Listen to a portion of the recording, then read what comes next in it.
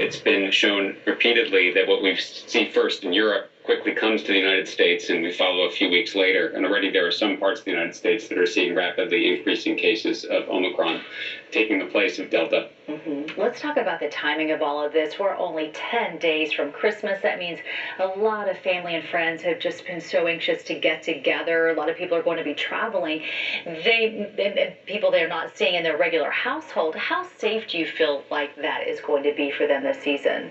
Well, first, I recommend that everybody get vaccinated for COVID-19. The vaccines are very safe. They're very effective. And if you've had 2 doses of your vaccine, go out and get a third. The booster doses have been approved for pretty much everybody.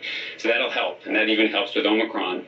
The other thing I recommend is that if people are going to gather in large groups, think about having everybody, before getting into that party, doing a rapid home test right before the party. That's a way of making the gathering safer.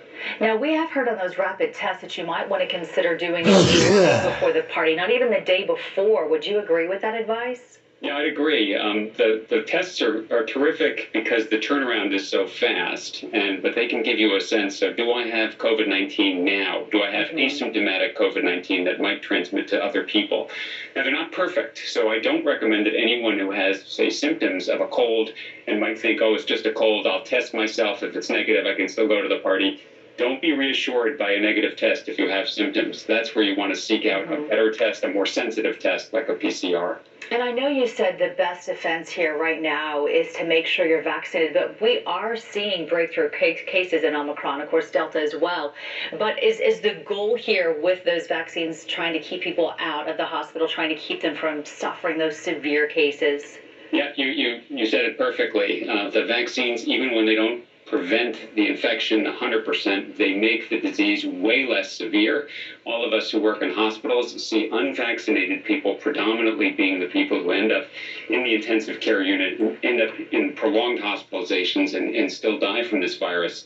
So I strongly urge people to get their vaccines. If you haven't gotten it, it's not too late. And go ahead and get your booster. One of the good things about the boosters is people respond to the boosters very quickly. They start to get antibodies really within days of getting that third shot. And we're just now hearing that a couple of states are here close to us are starting to make you put those masks back on.